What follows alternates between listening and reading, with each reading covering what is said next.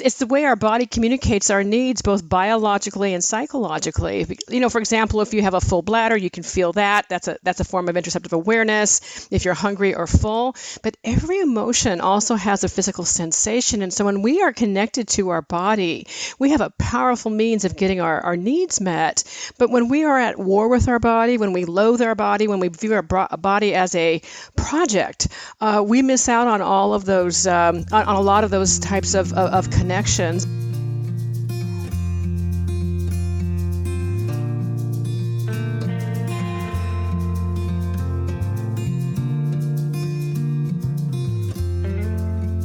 Welcome to Zestful Aging, where I interview thoughtful, inspiring, and influential guests who are creating their legacies and contributing to the common good.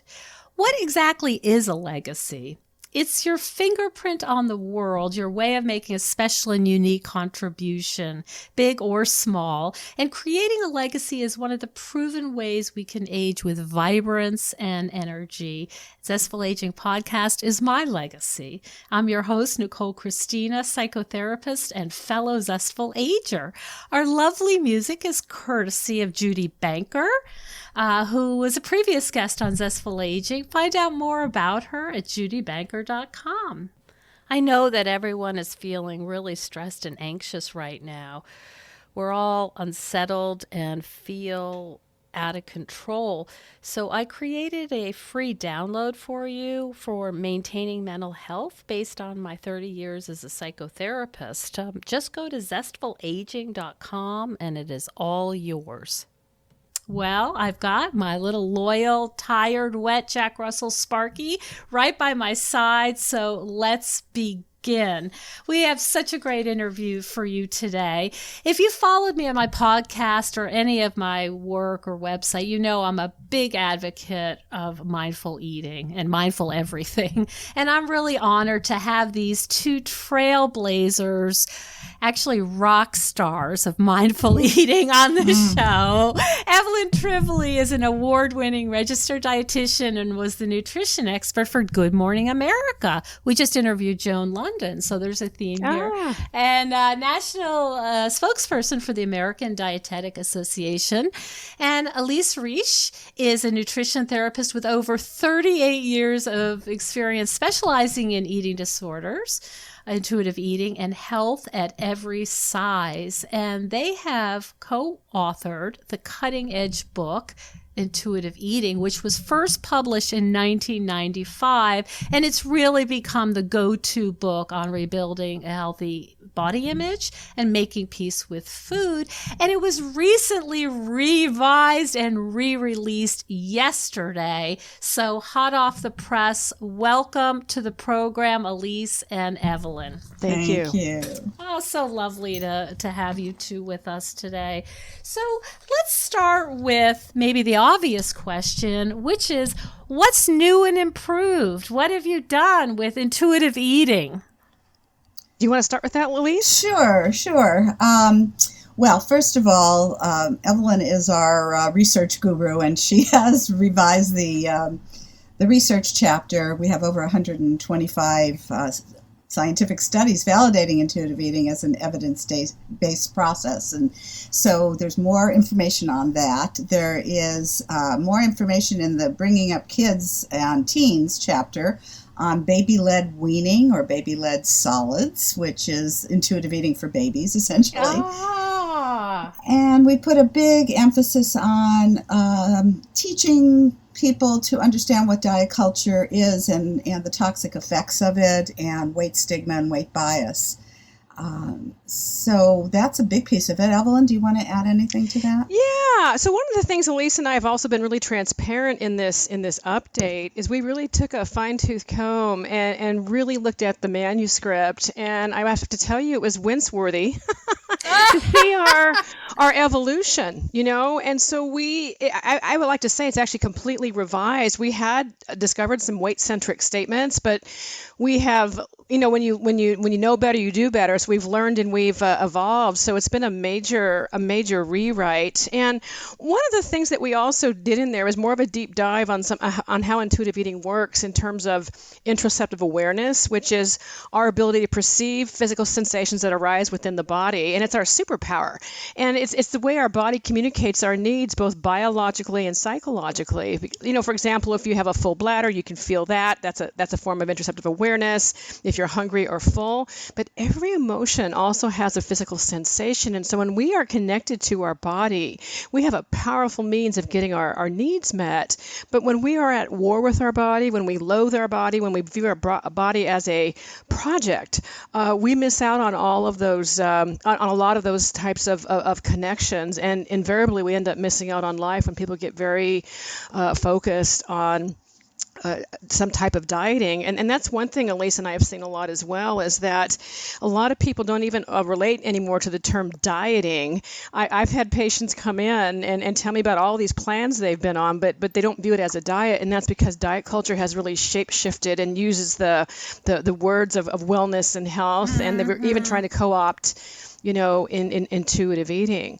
So that's right. Yeah. It's so interesting. I was at a discount, one of my favorite discount stores, and they actually have great books. And there was a book called Mindful Eating. And I thought, well, of course, I'm going to, who is it? Do I know them? Have I interviewed them? Well, there wasn't an author, and it was actually a cookbook. And I thought, I think you might be missing the point here, because mindful eating is about eating M&Ms as well as a kale salad. And so do you think that's an example of just sort of using it as a generic feel-good term? Well, yeah, you know what? Let me do this. Let's unpack this a little bit more, because there's a really common misconception that mindful eating and intuitive eating are the same thing, and they're not. They're very, very compatible, but there's actually a lot of differences, and it really matters on a scientific level. Okay. It matters on a process level, because one of the differences is we have our first principle is to reject the diet mentality, and diet culture is so all around us. It's like the water that we are swimming in. And so it can end up throwing you off track. And so one of the ways we'd like to describe this is intuitive eating is a self-care eating framework with 10 principles that's been validated, and it has an assessment tool. And mindful eating is beautiful and lovely. We need to harness the skill or the tool of non-judgmental awareness, which we use with intuitive eating, which is at a core of mindfulness itself, but they're not the same thing. They're quite different, but mindful eating is also a beautiful model as well. How are they different? Well, okay, so first we have the reject the diet mentality. We also have a lot of specific guidelines in terms of movement, in terms of honoring your feelings with kindness, in terms of even nutrition, honoring your health with gentle nutrition, which is the last principle of intuitive eating. And so there's two studies, one that's not published and one that is, and one looked at intuitive eating versus mindful eating in the prevention of eating disorders. And what they found is that intuitive eating actually had significance there. And my thinking is because we have this overt challenge of rejecting the diet mentality. We also have, respecting the body. Our bodies are worthy of dignity and respect. It doesn't matter what size, what shape, what gender, what race, and so on. So it's very, very broad. So I view mindful eating as a very specific skill set. Intuitive eating is the framework. And so what I say is, if you come from a mindfulness-based practice, you're going to come into intuitive eating with a skill set that a lot of people don't have in terms of the non-judgmental awareness. But I've seen mindful eating also being co-opted by diet culture, so it's really frustrating. My image actually is kind of a Venn diagram where there are crossovers, of course, because so much of intuitive eating is about staying present and mindful in order to really truly enjoy your food, get the most satisfaction out of it, notice your signals through the interoceptive awareness, notice your hunger, your fullness, notice your emotions. And so it doesn't, they're certainly not separate, as Evelyn was saying, and they do cross over, but they're not the same. They're not the same. It sounds like, correct me if I'm wrong, but intuitive eating is a system that's been codified. You've got, it's a structure, it's a program, and it's got many, many different elements to it. Am I understanding that correctly? I would say so. And then, even with the word structure, I would say more it's a framework or a guideline. And the reason I'm saying that is because we've had people coming in from a dieting perspective and unwittingly turn intuitive eating principles into absolutes and rules. And I know that's not what you're saying. I just want to clarify that. These are guideposts to help you to self-connect and figure out what's the best for you. You are in charge. You're the expert of your body and of your experiences, and Elise and I are just like tour guides pointing some things out. Yeah, you're the Sherpas. There you go, the Sherpas. Yeah. Whatever metaphor works, let's use it. To speak to that, for example, is, I'm sorry, I think I stepped in. It's just a quick thing. Is people talk about the hunger fullness diet. We see this all the time. That they think that's what intuitive eating is. So right there's diet in the word, and right there's rules, about eating at a certain level of hunger, stopping at a certain level of fullness without any gentleness to it, without any sense of looking at this as a process and not an absolute. So okay, helpful. Hello, everyone.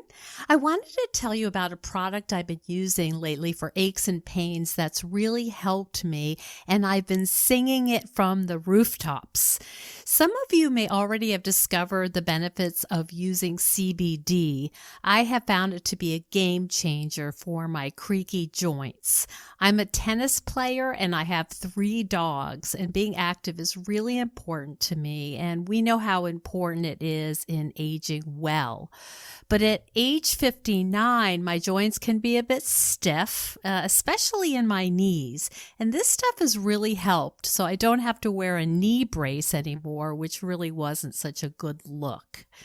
I've done my research, and it's very important to get the highest quality ingredients. There's a lot of junk on the market, so you have to make sure the product is tested by a third-party lab at the very least. My favorite company is called Prose, Proze, and they have several products that are formulated for specific problems, including sleep and mental focus.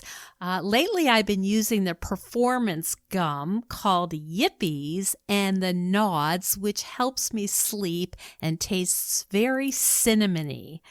If you go to their website, prose.com, and enter the coupon code ZESTFUL, you're going to get 15% off.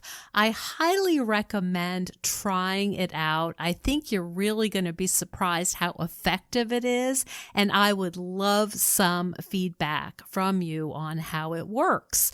Again, the website Prose, Proze.com. Coupon code is ZESTFUL. Thank you. Now back to the show. Now, we, the 3 of us have devoted our lives to some aspect of this. And I guess what I'd like to do is back up a little bit. We have people actually listening in 91 countries now. I think they have very different experiences of diets and dieting and this, but can we describe what non-judgmental awareness is, just as a place to begin? Sure. And so that's just noticing what's happening right now in the present moment. And what's really interesting with interoceptive awareness, the only way that can work is being present right now. It's the physical sensations that are happening in your body aren't things you're feeling in the past or feeling in the future. They're happening right now. And so what it's about is turning off that narrator, and it's one of the toughest things I see. It breaks my heart when people are coming in and judging their worth by the size of their body. They're judging their morality by the kinds of foods that they eat and those kinds of things. And so it's looking at this through the lens of kindness and self-compassion. So let's get really pragmatic, if you don't mind. So let's pretend that I'm a client that comes in to talk to you, both of you, either of you, and I say, I'm trying to learn this intuitive eating. I don't really know how to do it, but right now I'm aware that I'm hungry, and now I don't know what to do. What are the steps that you lead people through to help them understand themselves more and to help them choose non-diet kind of choices? Shall I take that? Okay. Well, I was going to take that one, but go ahead. So one of the things, and I know Elise, I won't speak for you, but I think you'll agree. One of at the hub of intuitive eating is satisfaction, and which is really a very personal and pleasure-based principle. And so if somebody is hungry and they're not sure what to do, I would be looking at, what sounds satisfying and how do you want to feel when you finish eating? And it's really interesting the amount of patients I've had, even when I ask that question, what sounds good or what sounds satisfying, they really don't know. I've had patients breaking out into tears because they've been so focused on following the rules and the guidelines of some plan. It's been at the expense of getting to know themselves. And one of the things I like to stress in this is that, hunger is actually a beautiful gift that lets us know that our body needs nourishment. And sometimes I've had patients freak out and panic because hunger has been so pathologized in our culture, in diet culture. And we can look at the many faces of hunger. How would what's the hedonic tone? Is your hunger pleasant, unpleasant, or neutral? And if it's unpleasant, what are those qualities? And is this the place that you like to start off with eating? And I would say a lot of people would say no to that, but I'm never going to fill in what their experience is. And so there's so many ways to go with this, even with such a basic question. I'm sure Elise has more to add to what I just said. Well, I think, first of all, I like to talk to clients about their feelings about having the right to have satisfaction in their lives. And the right to have their needs met, and satisfaction being one of them. And I have found, as Evelyn has, that when I begin with satisfaction, it really informs the other principles. So riffing on the hunger piece of it, I will often say to a client, would you walk into your favorite restaurant or on your way to your favorite restaurant? Of course, now things are a little different, but would you be eating a peanut butter and jelly sandwich on your way there? And they'll look at me and invariably say, well, of course not. And I'll say, why? And they say, well, I wouldn't be hungry. I wouldn't enjoy it. And it just kind of puts them right in there when I say, yes, intuitively, you know that you're going to get more satisfaction if you're moderately hungry. And then I'll say, what about if you're just starving? What happens? Oh, gosh, I can't even taste the food because I have to get so much food in me, and they're in primal hunger, and it's the survival part of their brain that's leading them to just take as much in as they can to survive. So it helps them have a lens of looking at hunger and fullness through something that's very accessible and motivating for them. That's great examples, very concrete. I'm wondering if the two of you are finding that diet culture is being debunked in any way. Are you seeing some positive movement at all, or are we still stuck in thin equals desirable / healthy / sexy, powerful, all that stuff? It's a really great question, because I can say yes to both of those. I'm seeing it debunked. I'm seeing intuitive eating really rise in popularity. Some people even call it a movement. And yet at the same time, what I'm also equally seeing is diet culture is getting more and more fierce. Many diet programs are now advertising themselves as, we're not a diet, we use psychology. And so, like Noom, for example. Exactly. And so it's like if it's having you count things, if it's having you disregard your hunger and and your satisfaction, that's a diet. And I find it really does a job on the minds of my patients when they feel like, oh my God, I can't even do this and it's not a diet. I'll say, well, actually it was a diet. It was just in sheep's clothing, and it's yeah, and so we have to be very careful about what it is that this program is selling me. And I'll tell you one of the things I find fascinating. I give a lot of talks, and I'll deconstruct the science around weight and how there's a body of research that really shows that the pursuit of weight loss through eating less food and so on, not only does it not work and it's not sustainable, it actually causes harm. Harm in terms of more weight stigma, harm in terms of increased risk of eating disorders, anxiety, and so on. And then for a great majority of people, it also is associated with even more weight gain. And so the problem is that what I have seen is that people just remember the initial high when they lost weight in the beginning. And we're not disputing that happens temporarily. And then invariably the weight comes back, and then the person thinks there's something wrong that they did. And it's like, no, it's diet culture. And I think because diet culture is being so debunked that it's shape-shifting and calling itself other things, like it's a lifestyle, it's a wellness plan, and all those kinds of things. So it's sneaky and it's tricky, and it's showing up in spaces I would never think about. I never thought I'd ever hear someone say, oh, I'm doing a keto lifestyle. And I'm like, what? That's a diet, my friend. That's a diet, But I do want to put a positive note into what Evelyn's saying, and not that I disagree with one word of it. If we take a look at how many of our professionals are training to become certified intuitive eating counselors every day, people are within our profession shifting their thinking from the old dietetic way of giving out meal plans with exchanges from the diabetic exchange system, and really understanding the value of intuitive eating. And they wouldn't be wanting to become certified if they weren't seeing a call for that in their populations, and that's all over the world. So that's and also I think there's that piece. I think the more of the scientific evidence that comes out is actually making a case for the validity of intuitive eating for some of the people in the medical community, which clearly need a lot of education. We're able to bring them science so that they can, take in the fact that they're really doing damage by telling their patients to lose weight.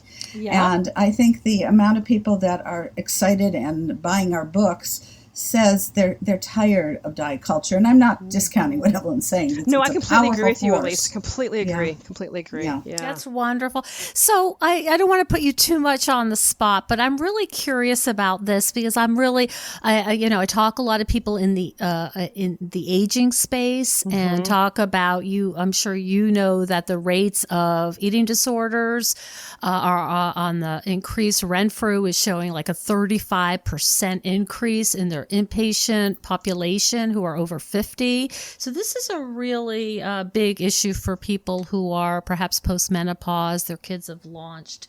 Could you talk a little bit about what you're seeing and what your beliefs are for the challenges of women who are sort of looking at the end of some of their primary roles in life and are now finding workout culture and diet culture to be something to cling on to? Well, I think that one of the things that happens as we go through menopause, our bodies change, and for so many women, they're having a really difficult emotional time with the concept of their bodies changing, with their aging, as you say, with their roles changing. So they're really ripe to grab on to diet culture and try to control something that they're feeling very out of control about. So I understand why there's a rise in that, and of course, dieting leads to eating disorders, as we're talking about. So I think that's a big piece of it. It gives them something to focus on when they're, feeling lost, I think, and unhappy with their bodies. And we really need to educate all people, of course, of all genders, about the changes in our bodies as we go through a lifetime, and that they're normal and they're natural, just like little girls going through puberty, and little boys too, actually. But for little girls who are about to get their first periods, they need to gain a good deal of weight, of fat on their bodies in order to make the hormones. And I don't think there's enough education around the fact that bodies do change. We're not going to have, the same body we had when we were 10, or 18 or whatever. So I think that's a piece of it. Evelyn, you had something you wanted to say I about was just going to add, when you put those statistics in with aging, and then you look at right now that the incidence of eating disorders has doubled in the last period in which it was looked at. A study was published last year looking at 90 studies from all over the world that eating disorders have doubled. And I think because dieting has become so normalized is that it's easier for people to hide with it. It doesn't stand out that, I think there's an issue here that needs to get looked at.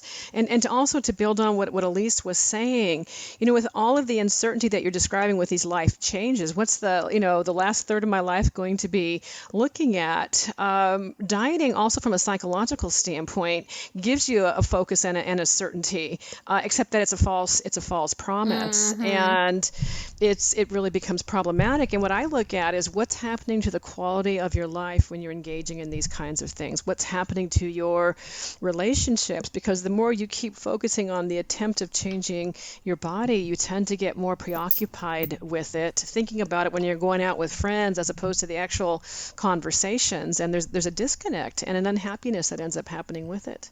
I always say, too, you get so boring, nobody wants to know how many fat grams you didn't eat. But I'd like to approach this with compassion. Coming from, I'm one of your aging people, and coming from, right, but a little more aging than both of you. And coming from a place of where I certainly, for me, when I was programmed when I was in college to get married, have kids, and that was it. I wasn't programmed to have a career that would take me through the rest of my life. And so I think that we have to have some compassion for the shift in mentality, in the older population, as you're saying. Maybe the younger population will not face it quite the same when they're in their 50s and 60s and 70s, and really gently help people find ways to have meaning in their lives and shift their focus from trying to control their bodies to really doing something that's meaningful. I have a client who's in her late 70s who is training to, help people who are mentally ill and who have addiction, and it's giving her some meaning when she hasn't, she was feeling very lost. She's a widow and really didn't have a focus. So that's just an added piece. Is that something, so you would approach people, let's say post 50, we'll say, a little bit differently if they came in to you with, food obsession, diet trouble, we'll say. Do you think you would ask different kinds of questions to understand their experience as they are sort of post-middle age than if you had a teenager? Certainly we talk to teens differently than we would talk to older people.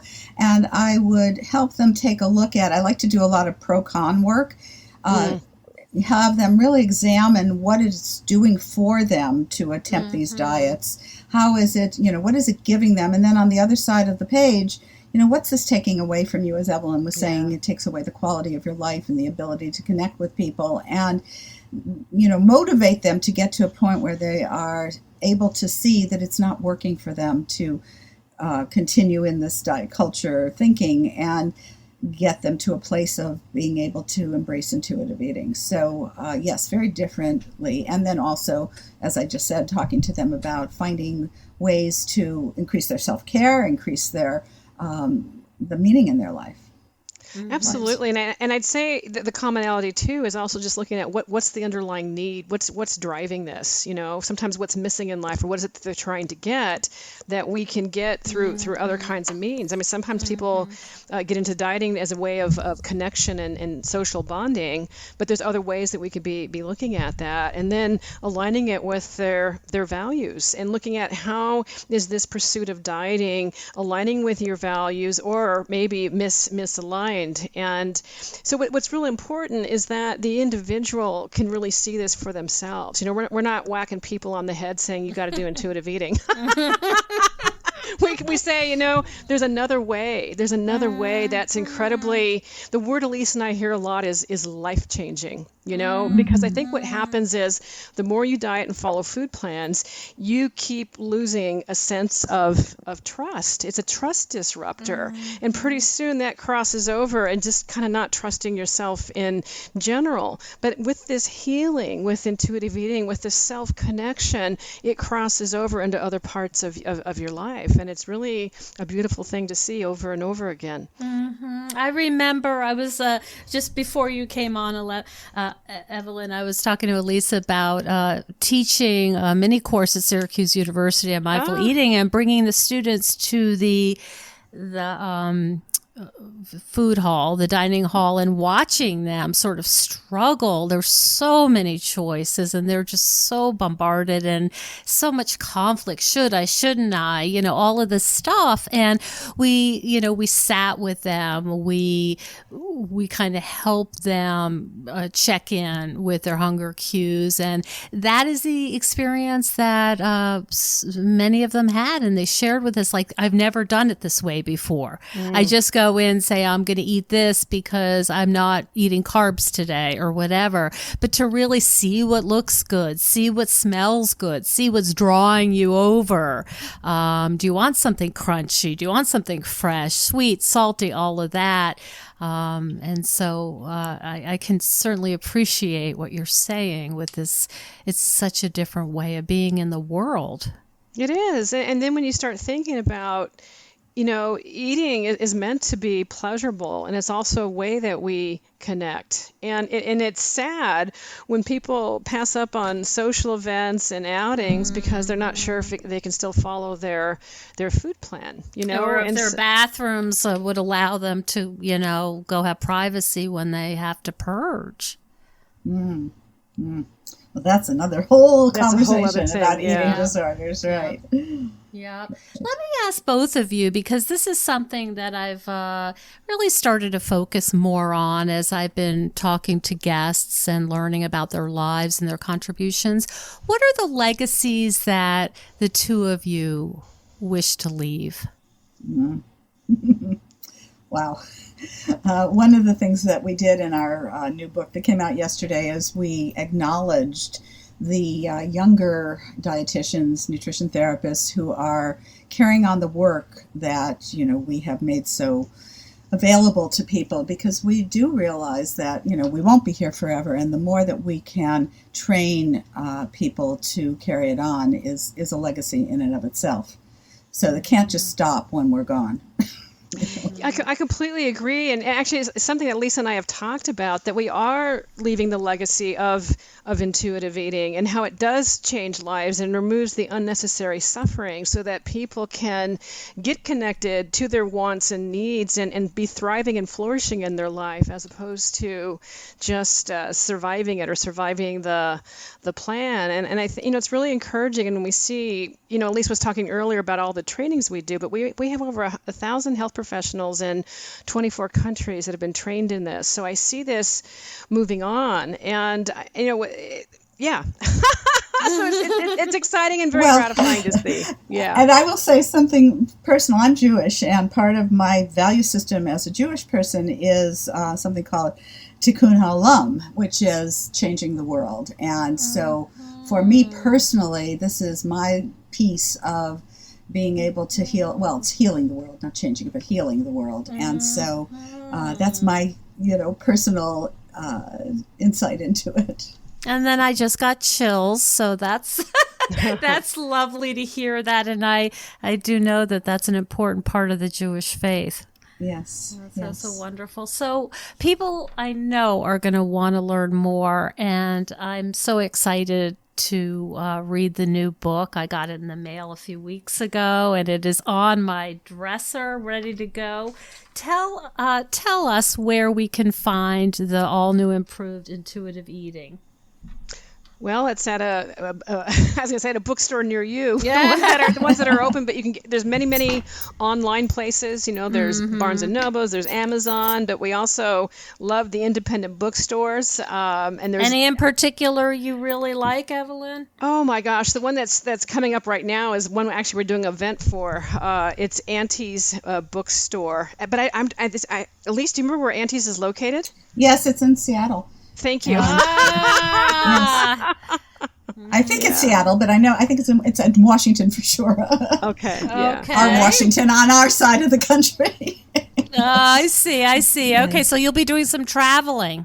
No. This is all virtual. virtual. It's all bookstore. virtual. I see. Yeah. Right. Got you. Good. Exactly. Annie's Bookstore, all the big ones. Where do we find out more about the two of you and your work?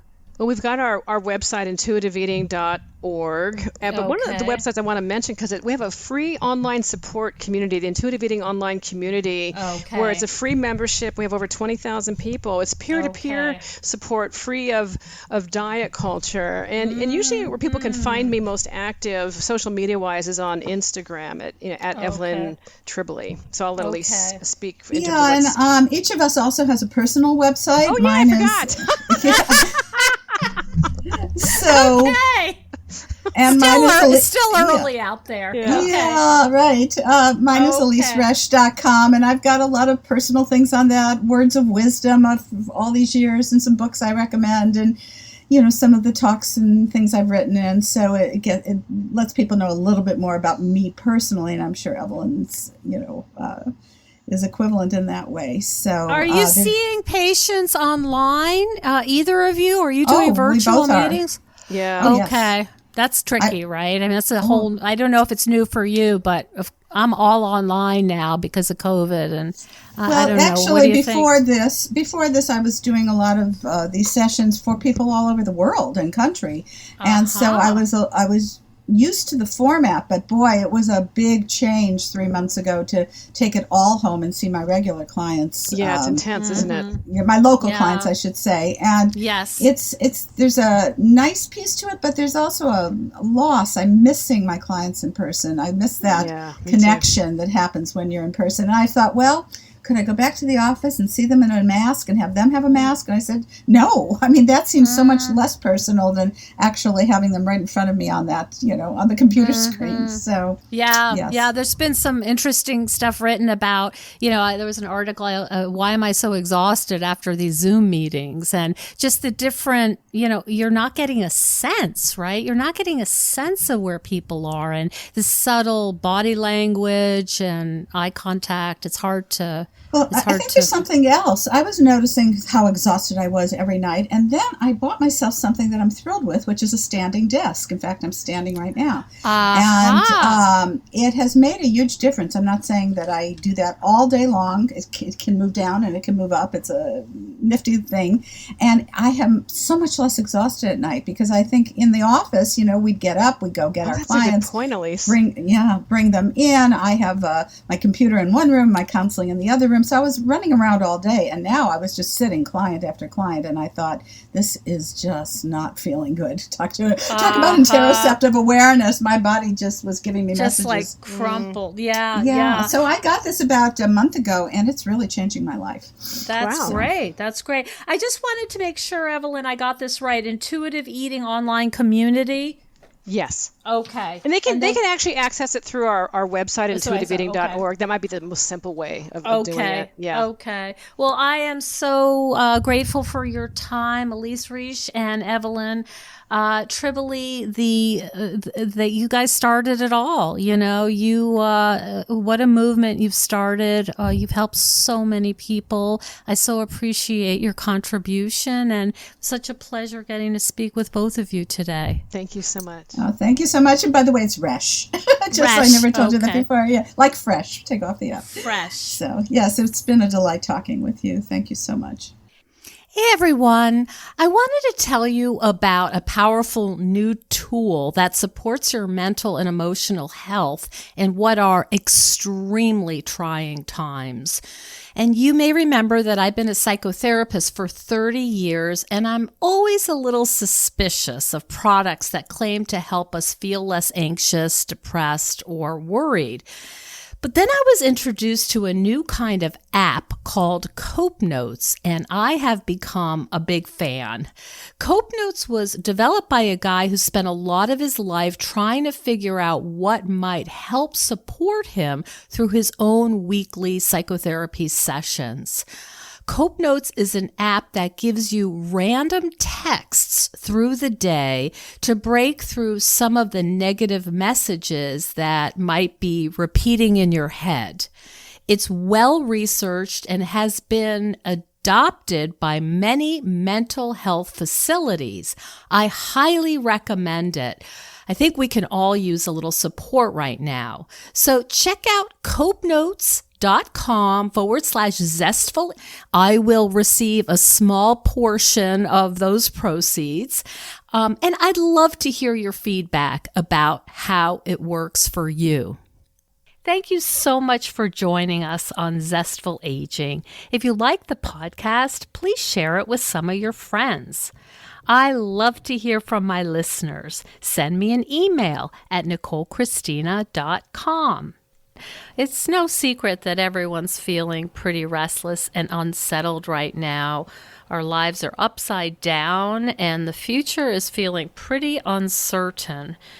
But if you're anything like me, organizing my stuff can help me feel a little calmer. It's something I can do to help me feel a little more in control and in charge of my own life.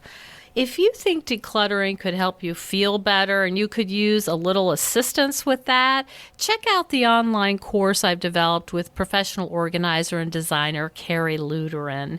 It's called Too Much Stuff.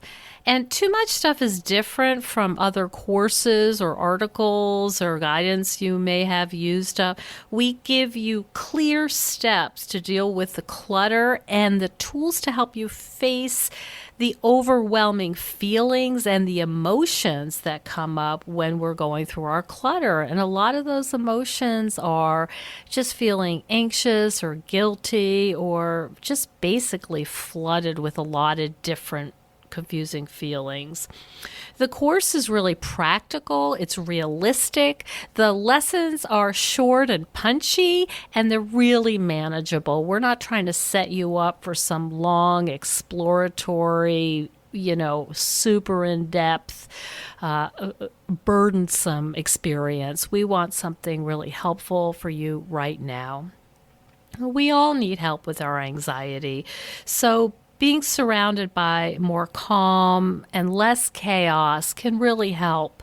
So now's a good time to clear out the clutter so we can focus on what's really important in our lives. So find out more at zestfulaging.com. You'll see more about this under the web courses tab. If you have any questions, just shoot me an email at zestfulaging@gmail.com. Thanks so much. And stay tuned next week for another interview with a fascinating and inspiring guest.